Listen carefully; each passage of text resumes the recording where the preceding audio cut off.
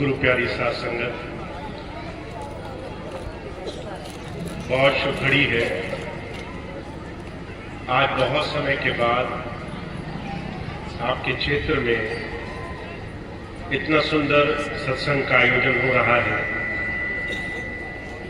आप सब लोग अपना बहुत सारा समय बचा करके, कीमती समय में से समय निकाल करके यहाँ पर आए हैं। सत्संग आपको क्या दे सकता है?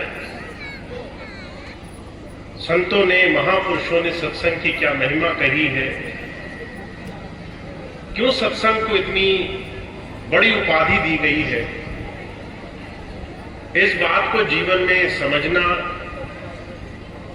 और उसको हम जीवन में कैसे उतार सकते हैं, इस छोटे से मर्म को जानना बड़ा जरूरी है। ऐसा नहीं है कि सत्संग आप पहली बार सुनेंगे। सत्संग में कोई आज आप ऐसी बात सुनेंगे जो आज से पहले कभी नहीं सुनी होगी। सत्संग, गुरु चर्चा, परमात्मा के हमारे जीवन में हमसे जीते जी जुड़ जाने की कला की ज्ञान, उसकी बातें अनगिनत सत्संग में आपने सुनी होगी। परजूर कहा करते थे, आप अनगिनत सत्संग सुन ले, उसके बाद भी जरूरी नहीं है कि सत्संग आपके अंदर आ गया। हम जितना भी संसार में बड़े बड़े धर्म, कर्म, पूजा पाठ, नित्य नियम में लगे हैं आज के समय में, आज से पहले इतना कभी नहीं हुआ था। जैसे जैसे कलयुग बढ़ रहा है, चारों तरफ अत्याचार, दुराचार, बुराई, जितना जितना संसार में अपने विषय भोगों के लिए गंदगी बढ़ रही है, उतना ही ज्यादा लोग उस परमात्मा को याद कर रहे हैं। आपको यकीन ना आए तो आप चारों तरफ नजर मार कर देखो, लोग पूजा पाठ कर रहे हैं, यात्राएं कर रहे हैं, तीर्थ कर रहे हैं, मंदिर जा रहे हैं, तरह तरह से उस परमात्मा का नाम का रटन कर रहे हैं। पर महाराज जी कहा करते थे, तुम ऐसे अनगिनत संसार में धर्म, कर्म, पूजा पाठ, नाम के बाहरी रटन करो, फिर भी जरूरी नहीं है कि नाम तुम्हारे अंदर प्रकट हुआ। ये मर्म की बात है। परमात्मा का नाम, परमात्मा का जुड़ाव, परमात्मा की अभिव्यक्ति हमारे जीवन में बहुत व्यक्तिगत, हमारे जीवन का बिल्कुल सीधा सीधा संपर्क है। दुनिया का कोई भी रिश्तेदार, नातेदार, संसार, समाज इसमें बिल्कुल काम नहीं आता। आप चाहे किसी भी धर्म, समाज, रुतबे, नाम, पदवी, शौहरत के मालिक हो, पर प्रभु के लिए आपको इन सारी चीजों से अलग होना पड़ेगा। इसलिए कबीर साहब ने एक बात बहुत गूढ़ तत्वों में कही है, कि जब मैं था तब हरि नहीं, अब हरि है मैं नाही, प्रेम गली अति सांकरी, या में दो न समाई। प्रेम का रास्ता इतना सकरा है, दो नहीं जा पाएंगे इसके अंदर। या तो प्रभु रहेगा या फिर मैं रहूंगा। अगर मैं हूं, अगर मेरी प्रभुता है, संसार की दुनियादारी है, संसार की वस्तुएं हैं, तो प्रभु के साथ जुड़ना असंभव है। जब संतों ने यह बात कही तो उनका मतलब क्या रहा होगा? आप हमारे और आपके आचरण को थोड़ा सा इस बात पर थोड़ा गहराई से जानने की कोशिश कीजिए। हम महापुरुषों के पास जाते हैं दर्शन करने के लिए, क्या मांगते हैं? दुनिया की वस्तुएं, घर मिल जाए, कारोबार अच्छा हो जाए, पैसा आ जाए, धन आ जाए, संपत्ति आ जाए। हम वो पाना चाहते हैं जो हमें अच्छा लग रहा है। हम में से एक भी ऐसा नहीं है जो प्रभु के ऊपर छोड़ देता हो। हे प्रभु, मुझे वो मिले जो तुझे अच्छा लगता हो, जो तुझे रचता हो, जिसमें तू राजी रहता हो। जितने भी महापुरुष आए, इस मर्म को समझाते समझाते उनकी जिंदगी निकल गई। का तू करता तू भया मुझ में रही न हूं, वारी तेरे नाम की जित देखूं तित तू।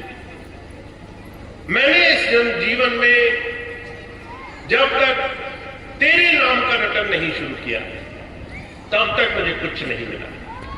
जब तक मैं रटता रहा कि मुझे ये मिले वो मिले, दुनिया की वस्तुएं मिले। और आश्चर्य की बात यह है, आज जो भी किसी प्रभु प्राप्ति योगी के पास जा भी रहा है तो संसार के लिए जा रहा है। मुझे आश्चर्य होता है आपको बताते हुए, अगर 10 लोग स्वामी जी के पास गए तो 9 लोग इसलिए गए कि दुनिया के काम कैसे बनेंगे उनके। अगर उनका एक काम नहीं बना तो उन्हें स्वामी जी को छोड़ते देर नहीं लगी, उन्हें दूसरा गुरु करते देर नहीं लगी, उन्हें दूसरा ठिकाना ढूंढते देर नहीं लगी। लोगों ने तरह तरह से अलग अलग जा करके परमात्मा से स्वार्थ सिद्धि की कामनाएं करी है, मतलब के लिए यारी करी है। परमात्मा को भी याद किया तो इसलिए कि मतलब सिद्ध हो जाए, हमारा संसार का, हमारा मन का, हमारी इच्छाओं का भंडार खत्म हो जाए। हुजूर कहा करते थे, ऐसे संसार में आपको भ्रम होगा, मन के अंदर एक विषय भोग रहेगा, मन में एक छल रहेगा कि आपने उस प्रभु को याद किया, पर आपने प्रभु के नाम पर खुद को ही याद किया, अपनी ही विषय भोगों को याद किया, अपनी इच्छाओं के लिए ही आप उसके पास जाते रहे। इसलिए कबीर साहब कहते हैं, संतों का, ऋषि मुनियों का, महात्माओं का सिर्फ एक ही संसार में प्रभु भेद जनाने का मर्म रहा है। अगर मैं रहेगा तो वो प्रभु से तुम्हें कुछ नहीं मिलेगा, तुम्हें इस मैं को पहले समर्पित करना होगा, मैं को पहले गुरु चरणों में डालना होगा। बलक बुखारे के बादशाह का किस्सा आपने कई बार सुना होगा। जब वो बादशाह था तो मन में अहंकार था कि मैं बादशाह हूं, मेरा कोई कहा नहीं टाल सकता है, कोई मेरी मर्जी के बगैर कुछ करेगा तो मैं उसकी खाल खिंचवा लूंगा। और 12 साल लगे उसे अपने मन का ये मर्म, अपने मन का ये अहम मिटाने में। एक समय ऐसा आया जब कबीर साहब के सामने वो कहता था, मैं बड़ा गुनहगार हूं, मैं बड़ा पापी हूं, मैंने बड़े पाप किए, अगर मैंने पाप न किए होते तो मुझे प्रभु के दर्शन क्यों नहीं मिल जाते। हम संसार में धर्म को, अध्यात्म को अगर समझना चाहते हैं, अगर प्रभु भक्ति को समझना चाहते हैं, अगर और बारीकी से देखें, आप अपने घर जाएंगे, सामने मंदिर होगा, मंदिर में परमात्मा की प्रतिमा, मूर्ति रखी होगी। आप जब भी उस परमात्मा से कुछ भी मांगेंगे तो पहली चीज आपको समझनी होगी, अगर आप मांग रहे हैं तो समझ लीजिए संसार को मांग रहे हैं। अगर उस प्रभु के ऊपर छोड़ रहे हैं तो आप उसकी मौज, उसकी दया, उसकी रजा पर छोड़ रहे हैं, उसके बहाने पर छोड़ रहे हैं। गुरु अर्जुन देव जी महाराज ने इस बात को बहुत खूबसूरती से कहा है गुरु ग्रंथ साहब में। उन्होंने कहा है कि मुझे उस प्रभु से, अपने गुरु से, उस सच्चे दातार से सिर्फ एक ही चीज मांगनी है कि वो मुझे अपने चरणों में बैठने के योग्य बना ले, वो मुझे इस लायक बना ले जिससे मैं जीवन में उसकी सेवा के योग्य बन सकूं, मैं इस लायक बन सकूं कि मैं अपने जीवन में इस जीवन की सार्थकता जान पाऊं। तो हमें एक चीज समझनी है कि संतों के पास जाने का सही मर्म क्या है, धर्म को समझने का सही मर्म क्या है। आपको बाहर ये सारी चीजें सुनने को नहीं मिलेंगी। आप बाहर जाएंगे, कोई भी राजी हो जाएगा आपको जरा सा अपने जीवन में, आपको छोटी छोटी चीजों में, भौतिक सुखों में, दुनिया के बड़े बड़े चमत्कार में उलझा देने के लिए। कोई छोटी सी छोटी चीज के लिए आपको ठग लेने के लिए बिल्कुल राजी होगा। पर जो कहा करते थे, संत में अध्यात्म कभी भी सांसारिक भौतिक ठगी का काम नहीं रहा है। इसलिए स्वामी जी महाराज ने जब वेदों का भाष्य किया तो स्वामी जी बात कहा करते थे, धर्म की शुरुआत होगी अध्यात्म से। अध्यात्म 2 शब्दों से मिलकर बना है, अध्ययन, आत्म। अपना अध्ययन करना पड़ेगा, अपने आप को जानना पड़ेगा कि तुम कौन हो, तुम्हारे जीवन का असल स्वरूप क्या है और अपने आप को जानना क्या है। आप जब थोड़ी देर आंख मूंद करके बैठ जाते हैं, एकांत में मौन धारण करते हैं, जब मौन में आप थोड़ी देर आंखें मूंद करके सिर्फ दृष्टा बनते हैं, सिर्फ देखने वाले बनते हैं, तो आपको मन की हरकत पता चलती है। मन क्या कर रहा है, आपको उस दिन मन की असली स्थिति पता चलेगी। अभी कुछ दिन पहले मुझे एक बहन जी मिली, कहने लगी भैया जी हम तो बहुत प्रार्थना करते हैं, हमारी प्रार्थना नहीं सुनी जाती। मैंने कहा कैसे प्रार्थना करती हो? कहने लगी हमने बहुत सारे शब्द याद कर लिए, तरह तरह के शब्द गाते हैं, प्रार्थनाएं हमारी चलती है। मैंने कहा अगली बार जब वही शब्द गाना तो आंखें बंद करके गाना। जब आंखें बंद करके आप वो शब्द गाओगे तो आपका ध्यान इस बात पर नहीं रहेगा कि लोग क्या कर रहे हैं, लोग सुन रहे हैं कि नहीं सुन रहे हैं, लोग तुम्हें सुन करके किस तरह का प्रतिभाव कर रहे हैं। तुम्हारी आंखें बंद होते ही तुम्हारे शब्दों पर तुम्हारा ध्यान जाने लगेगा। शब्द के ध्यान जाते जाते तुम्हारे मन की स्थिति तुम्हें साथ साथ दिखने लगेगी। तुम इधर शब्द गा रहे होगे और तुम्हारा मन इधर फितूर कर रहा होगा, तरह तरह की चीजों की तरफ तुम्हें उलझाने के लिए बार बार बाहर की चीजें याद दिलाएगा। बस उसको पकड़कर रखना।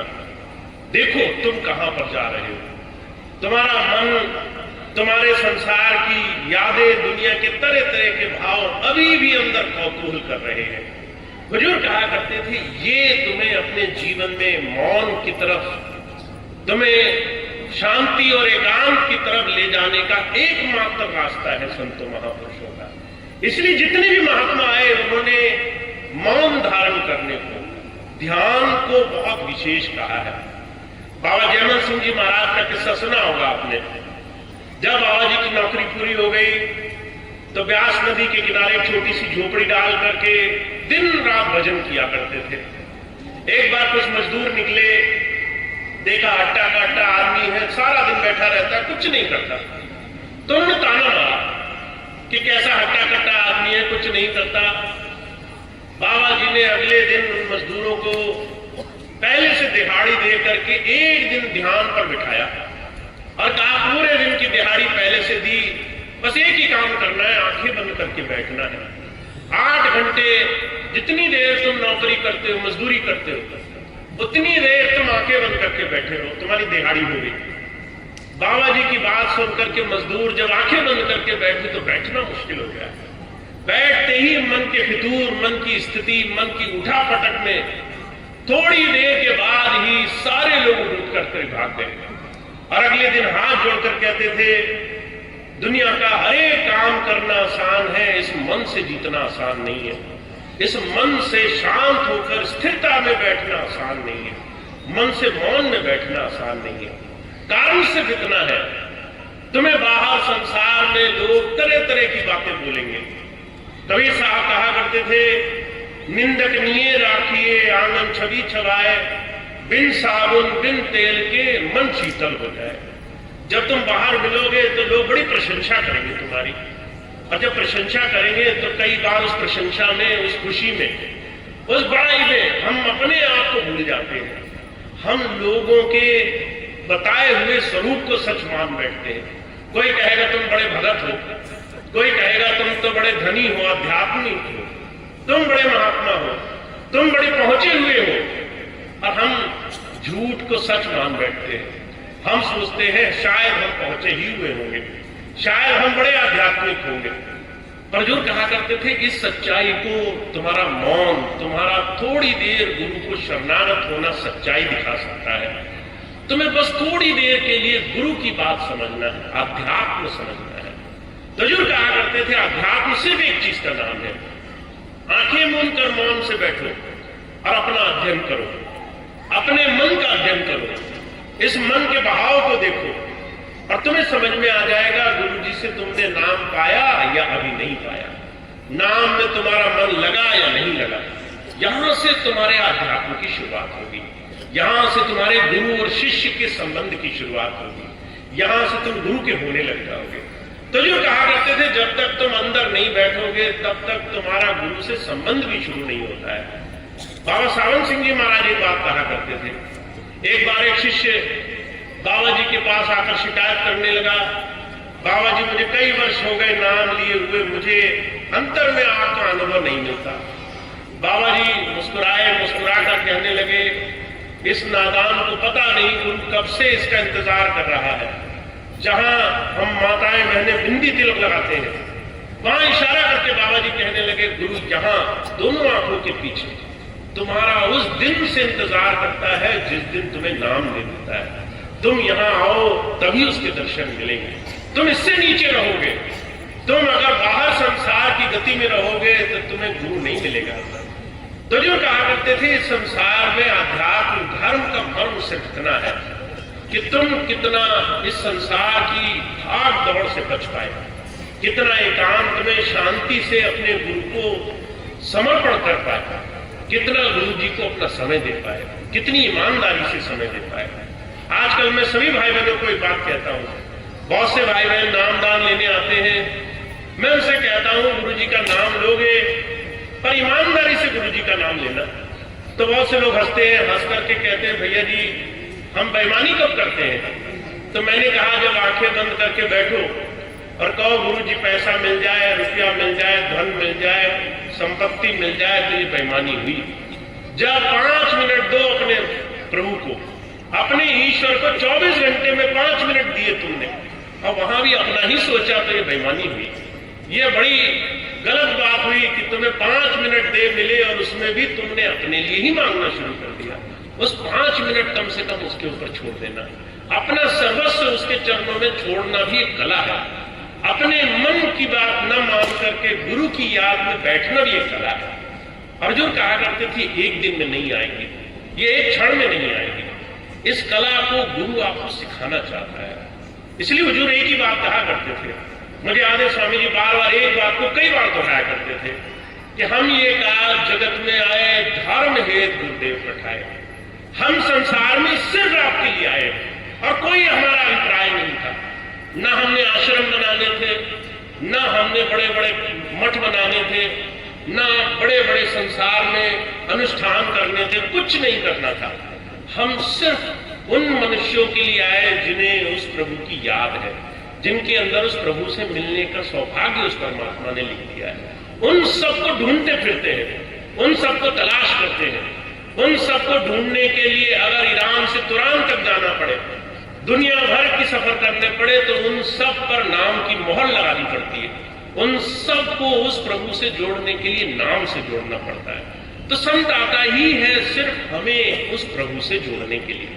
अगर आपको गुरु जी मिल गए तो आप इस चीज की याद रखो, गुरु सिर्फ आपके लिए आया, इसलिए कि तुम्हारा जीवन, तुम्हारा जीते जी संसार में जो सच्चाई के साथ संबंध है वो जुड़ जाए। ये झूठे संसार के फसावे तुम थोड़ी देर के लिए भुला बैठो, थोड़ी देर के लिए संसार की वस्तुओं की बात न करो, दुनिया की चीजों से हट करके उस प्रभु को याद करने वाले बनो। ऐसा तुम्हारे जीवन में अभ्यास से ही संभव होगा। और आपको लगता होगा कि ये चीज तो बहुत आसान है, हम तो ये करते हैं। मैं भी आपको कुछ दिन पहले का जिक्र सुनाता हूं। बरेली में एक बूढ़ी माता आई, 70-75 वर्ष की उम्र की, बहुत जर्जर स्थिति, बहुत आने में तकलीफ होती थी। अगर जो है 10 मीटर भी चलना पड़े तो पीछे 2 लोग सहारा दे करके लाते थे। बड़ी देर चलने, परेशान होने के बाद हम तक पहुंची। साथ में लड़का था। अब जो है मेरे पास आई, जबान बोलने से हकलाती थी, एक शब्द बोलने में 2-2 मिनट लग जाते थे। मैंने बड़े धैर्य से सुना, माता क्या बोलती है। माता कहती है, लड़के का मुकदमा लगा हुआ है, मुकदमा हल हो जाए।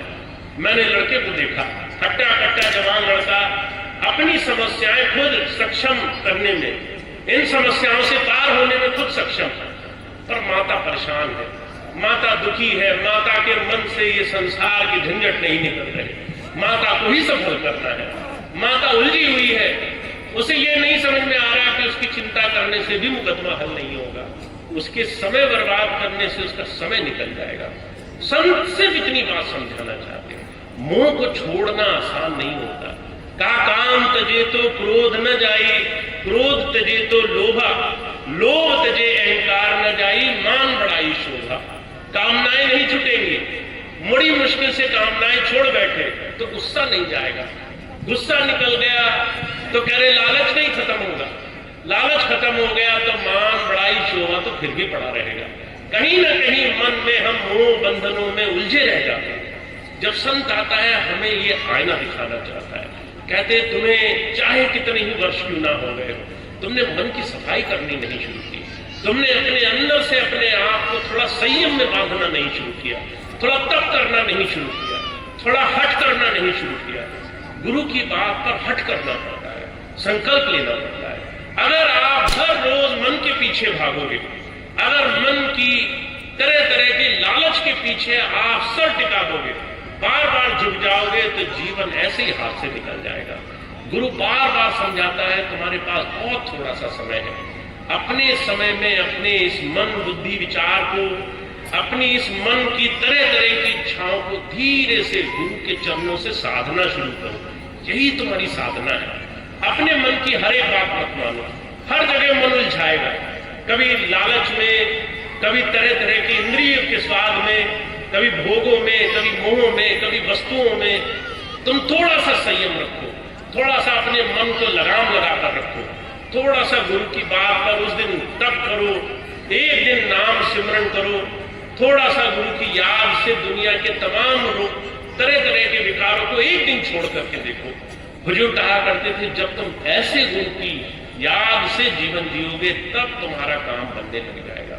तो महाराज जी सिर्फ एक बात कहा करते थे, अध्यात्म का मर्म किसी महात्मा के साथ जुड़ना नहीं है, किसी गद्दी मेहनती तिलकधारी चंदन लगाने वाले किसी चमत्कारी के साथ बैठना उठना नहीं है, किसी के नाम लेने से भी ये काम नहीं बनेगा। नाम को तुम्हें जीवन में अपनाना पड़ेगा, गुरु के नाम को साधना पड़ेगा। जो हर रोज सत्संग मिल रहा है उस सत्संग से कुछ घर लेकर जाना पड़ेगा। हर रोज नाम में, गुरु की बात में तुम कैसे एक बात से डट करके लग जाओगे, ऐसी आस्था डटानी पड़ेगी, ऐसा मन में संकल्प लेना पड़ेगा। तो जीवन का सबसे बड़ा काम अभी हमारे और आपके लिए बाकी है। अगर हम मानते हैं हमने पूर्ण गुरु से नाम लिया, अगर हम मानते हैं हमारा गुरु वो पार ब्रह्म से, उस प्रभु के देश से आने वाला है, वो हमें अंतर के मंडलों की सैर कराने वाला है, वो हमें प्रभु रस से जोड़ने वाला है, तो उसके लिए आपको जीवन में हर रोज सत्संग का कुछ अलग अर्थ समझना है। सत्संग अब सुनने का विषय नहीं है, सत्संग अब कुछ धारण करने का विषय है। गुरु की बात, गुरु के वचन, गुरु के मुंह से निकला हुआ एक भी तुम्हारे लिए वचन ऐसा हो जो तुम्हें जीवन में अपनाना अच्छा लगे, उसको धारण करने का विषय है। तो आज मैं सिर्फ आपसे एक ही बात कहना चाहता हूं, कलयुग में इस चारों तरफ घनघोर इस जगत में जहां चारों तरफ माया फैली हुई है, जिससे मिलोगे वो संसार में माया की बात करेगा। तुम सत्संगी से मिलोगे, सत्संगी भी माया की बात करेगा। दो सत्संगी मिलेंगे, वो बैठते ही किसी न किसी की बुराई करेंगे, किसी न किसी के पीछे किसी न किसी की गलत बात, किसी न किसी के बुरे आचरण की बात करेंगे। ये चीज तुम्हें हर रोज दिख रही होगी। ऐसे में तुम्हें सत्संगी बनने के लिए बड़ा श्रम करना पड़ेगा। ऐसे में अपने आप को गुरु की याद से जोड़ने के लिए तुम्हें बड़ा संकल्प लेना पड़ेगा। तो मैं आपसे सिर्फ एक छोटी सी बात कहना चाहता हूँ, गुरु जी की बात, गुरु जी की भक्ति, गुरु जी की नाम की कमाई आसान नहीं है। कहा गुरु जी से लगन कठिन है भाई, लगन लगे बिन काज न सरिहे, जीव प्रलय हो जाए। गुरु जी से लगन बहुत कठिन मानी गई है, क्योंकि आप बाहरी रूप में संसार, बाहरी इस वैचारिक एक सामाजिक रूप में तो बहुत कुछ कर सकते हो, पर हर रोज जब घर जाओगे, आप घर में पहुंचोगे, घर में जब गुरु जी का नाम लेने की कोशिश करोगे तो आपको अपने मन को साधना पड़ जाएगा। उस वक्त आपको अपने मन की स्थिति देखनी पड़ेगी। तो आप सिर्फ एक छोटी सी बात अपने मन में गांठ बांध लीजिए। इस समय चारों तरफ का माहौल, सामाजिकता, दुनिया की बड़ी बड़ी चीजें, ये हर रोज हमें भरमाने के काम करेंगी। ऐसे में साधना, ऐसे में तप, ऐसे में संयम, ऐसे में गुरु भक्ति सिर्फ उसे आएगी जो हर रोज एक छोटी सी बात मानने का प्रयास करेगा, गुरु के मुख से निकली हुई बात को उस दिन साधने की कोशिश करेगा। तो मैं आप सबसे सिर्फ एक विनम्र अनुरोध करना चाहता हूं। अभी कुछ दिन पहले की बात है, लखनऊ में एक दिन कार्यक्रम हुआ। जब कार्यक्रम हुआ तो मैंने सबसे एक बात कही, मैंने कहा जब आप अपने बच्चों को स्कूल भेजते हैं तो आप मन में इस बात सोचकर रखते हैं कि बच्चा इस फलानी उम्र तक स्कूल जाएगा, पढ़ लिख करके ज्ञान अर्जन कर लेगा। आपने सोचा पहली क्लास में गया, 1 साल लगा, पास हुआ तो दूसरी क्लास में चला गया, फिर 1 साल और पढ़ा, फिर पास हुआ, तीसरी क्लास में चला गया। आपने 10, 15, 12, 10, 15, 20 साल उसकी पढ़ाई को दिए। तो हुजूर कहा करते थे कोई भी माता पिता, कोई भी घर का बड़ा बुजुर्ग वो अपने बच्चे को सारा जीवन उसी स्कूल में पढ़ने के लिए नहीं डाले रखने देना चाहता। वो ये नहीं कहता कि 1 साल फेल हो गए कोई बात नहीं, दूसरे साल भी पढ़ो, दूसरे साल फेल हो गए कोई बात नहीं, अगले साल भी पढ़ो। तुम 10 साल फेल हो गए, तुम 20 साल फेल हो गए, इतना कोई बर्दाश्त नहीं करता, इतना लंबा कोई इंतजार नहीं करता। हुजूर कहा करते थे ऐसे ही गुरु और शिष्य का संबंध भी समय अतीत होता है। आपके साथ गुरु जी के साथ जो जुड़ाव है वो कितना लंबा होना चाहिए। अगर तुम कहते हो 40 साल हो गए नाम लिए हुए, तो ये कोई गर्व की बात नहीं है। ये तो धीरे से हम अधीनता की तरफ चले गए। 40 साल हो गए, अभी भी हम शिष्य ही रहे, अभी भी हम आगे नहीं बढ़े, अभी भी हमने जीवन में वो डिग्री नहीं पाई कि गुरु जी गर्व से कह सकें कि हाँ तुमने जिस स्कूल में पढ़ाई करी थी उसमें तुम अव्वल हो गए, उसमें तुम पास हो गए, उसमें तुम आगे बढ़ गए। तो आध्यात्मिकता के स्कूल में भी सारा जीवन नहीं रहना है, इसमें भी जीवन में आध्यात्मिकता सीख करके हमने जीवन में आगे के रास्ते पर चलना है, हमने अपनी साधना के पथ पर चलना है, अपने अंदर कमाई के रास्ते पर चलना है। तो गुरु की आवश्यकता तभी तक है, हुजूर कहा करते थे प्रकाश की आवश्यकता सिर्फ तभी तक होती है जब तक अंधकार दूर नहीं होता। अंधकार दूर हो जाए इसके लिए प्रकाश जितनी जल्दी जल जाए उतना अच्छा है। हमारे अंदर की विकृति बुराइयां, हमारे अंदर गुरु की आवश्यकता जितनी जल्दी पूरी हो जाए उतना जल्दी अच्छा है।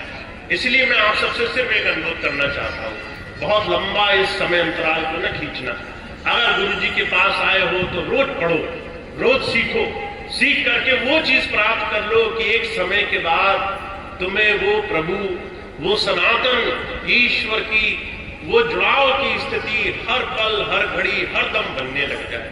तुम कहीं भी जाओ और तुम्हें देख करके लोग कहें कि हाँ इसके अंदर प्रभु प्रकट है, इसके अंदर प्रकाश हो चुका है, इसके अंदर रोशनी हो चुकी है, ये अब उजाला कर सकता है। तो हुजूर कहा करते थे आध्यात्म को आज के समय में लोग जो सारे जीवन का बीड़ा मान बैठे हैं, हमें उससे आजाद होना है। हमने जितनी जल्दी हो सके प्रकाश से जुड़ जाना है, जितनी जल्दी हो सके विकृति, बुराइयां, गंदगियों से दूर हो जाना है, जीवन को अच्छाई की तरफ ले जाना है, धर्म को समझ लेना है। तो स्वामी जी की सिर्फ इतनी सी बात है कि आप अपने जीवन में महापुरुषों की बातों का मर्म पकड़ो, सिर्फ महापुरुषों के सत्संग में बाहर मत जुड़े रहो, उसकी एक एक बात को जीवन में आचरण में लाओ। इसलिए महाराज जी की आखिरी बात कह के मैं अपनी बात समाप्त करता हूं।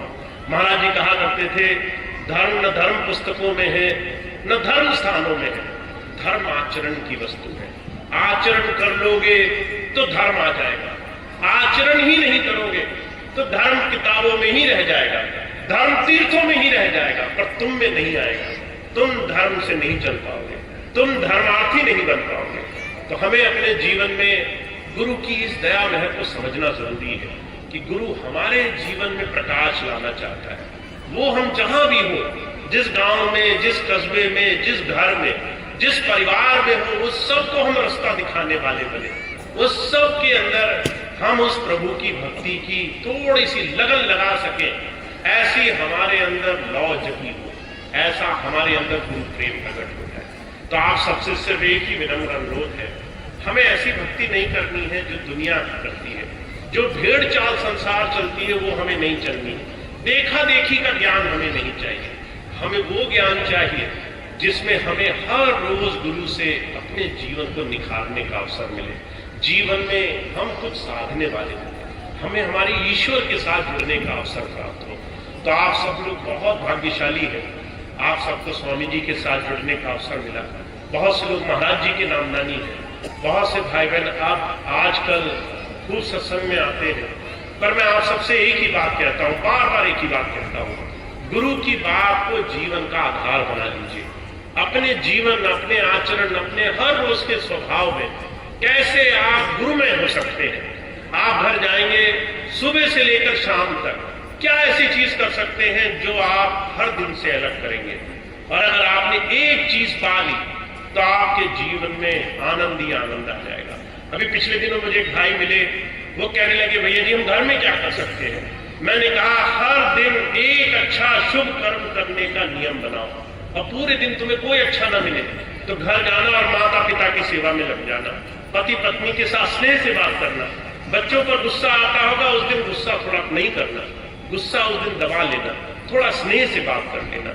अगर तुमने अपने स्वभाव में छोटा सा परिवर्तन लिया है, अगर थोड़ा अपने आचरण में परिवर्तन लिया है, अगर अपने खान पीन में परिवर्तन लिया है, अपनी सोच में परिवर्तन लिया है, तो समझ लो तुम्हारे अंदर गुरु का ज्ञान तुम्हारे अंदर असर करने लग गया है। तो आप अपने जीवन में ही गुरु धारण कर सकते हो और उसके लिए आपको गुरु को अपनी आचरण का हिस्सा बनाना पड़ेगा। तो आप बहुत भाग्यशाली हैं, ऐसा सुंदर जीवन आपको मिला है, महानता तक ले जाने का ऐसा सुंदर अवसर मिला है। अब आप इस जीवन को ऐसे ही मत करो, इस जीवन को ऐसे ही दूसरों के भरोसे मत रहने दो, ऐसे ही काम मत करो कि आप जो भी करो वो कोई और आपके जीवन में चमत्कार करेगा।